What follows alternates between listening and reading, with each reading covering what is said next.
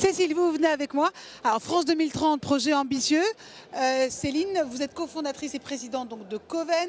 Installez-vous, studio de jeux vidéo qui se concentre sur la narration d'histoires fortes, vous dites, en émotion et gameplay innovant. Bon, j'imagine que c'est une entreprise. Ça fait longtemps que vous êtes. C'est vous qui l'avez créée? Alors, je suis cofondatrice de la société, effectivement, Vous en avec parlez Marie Blondiot, et nous l'avons créée en 2021, donc ça y est, ça fait 2 ans. On travaille sur un premier jeu vidéo en réalité virtuelle, financé par une grande société américaine que je ne citerai pas, mais qui sortira, nous l'espérons, l'année prochaine et qui sera annoncé dans quelques mois. D'accord. Pourquoi se lancer là-dedans? Voilà, j'ai commencé ma carrière dans le cinéma. Je voulais raconter des histoires, puis j'ai transitionné vers les nouvelles technologies. Pour moi, les nouvelles technologies, c'est un outil extraordinaire pour raconter et faire porter des valeurs, notamment la réalité virtuelle, quand on sait que le cerveau ne fait pas forcément la différence entre les expériences vécues et les expériences de réalité virtuelle. Nous, on le fait de façon consciente, mais le cerveau, de façon inconsciente, ne le fait pas. Ce qui nous permet de pouvoir, eh bien, comme je l'ai dit, faire des apprentissages de certaines valeurs et de certaines compétences qui sont très importantes en passant par du gameplay, par du ludisme, en fait. Oui, c'est ça, c'est le côté immersif que vous avez notamment lancé en créant cette expérience unique de réalité virtuelle avec du matériel immersif.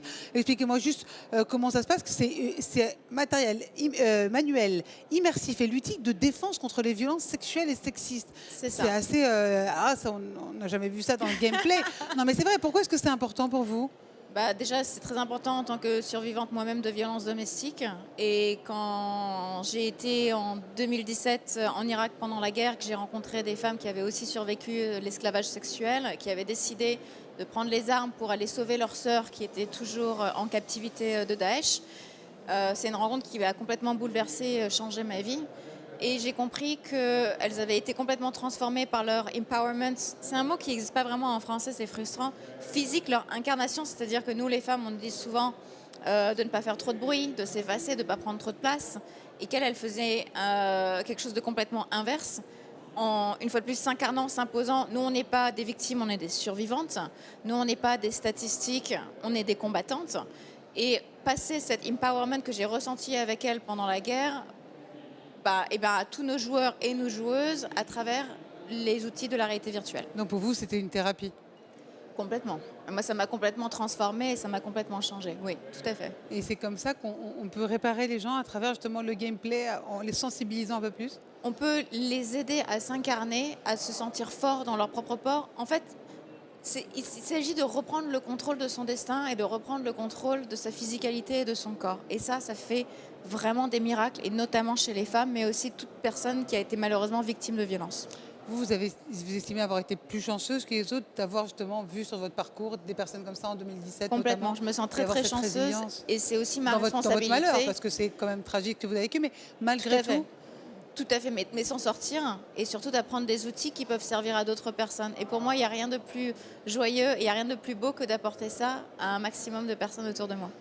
Il y avait récemment un reportage par rapport à tous ces migrants qui arrivaient à Lampedusa, une femme qui a été quadruplement violée presque chaque soir, d'ailleurs dans son parcours. Elle en riait, elle disait que la seule chose qu'il ne peut pas lui prendre, c'était son sourire.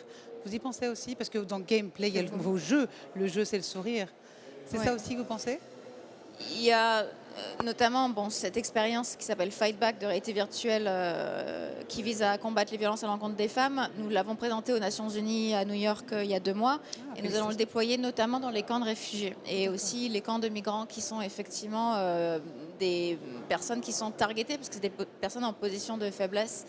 Et oui, par le ludisme, c'est-à-dire c'est une expérience complètement mystique et cosmique. C'est pas du tout quelque chose de très très sérieux qui te met dans une situation réaliste, qui peut potentiellement faire ressortir le trauma et empirer le trauma.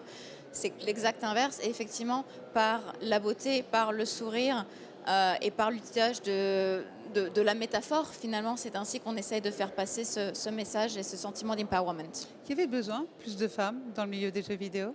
On a toujours besoin de plus de femmes. On est déjà bien là. Et de plus en plus là, on a eu un équivalent de MeToo dans l'industrie de jeux vidéo il y a quelques années. Malheureusement, certaines choses ne changent pas forcément. Mais moi, ce que je vois, je suis très contente de voir la jeune génération avec beaucoup plus de femmes qui arrivent dans les écoles. Il nous faut des femmes qui codent, des femmes qui utilisent des moteurs de jeu, des femmes qui designent des jeux vidéo, qui les écrivent. Et je suis très très enthousiaste à l'idée de voir cette nouvelle génération qui est très très prometteuse.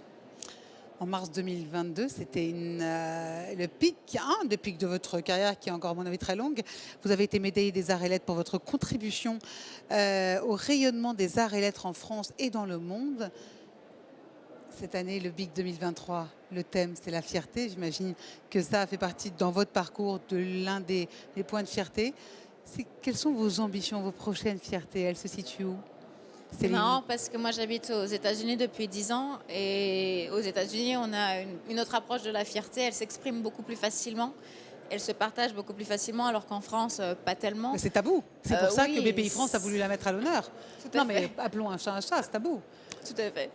Mais aussi, par exemple, d'être là ici pour moi aujourd'hui, j'ai immédiatement accepté l'invitation de présenter à Bang, etc. Parce que cette visibilité, elle est importante pour nous toutes.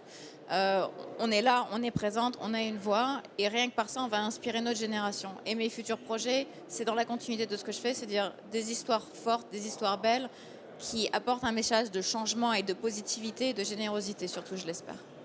En tout cas, c'est très très beau. Merci beaucoup, Céline. Merci à vous. Tricard, c'est très très fort, cofondatrice et présidente de Coven. Et bon retour aux États-Unis. Merci, bonne beaucoup. journée.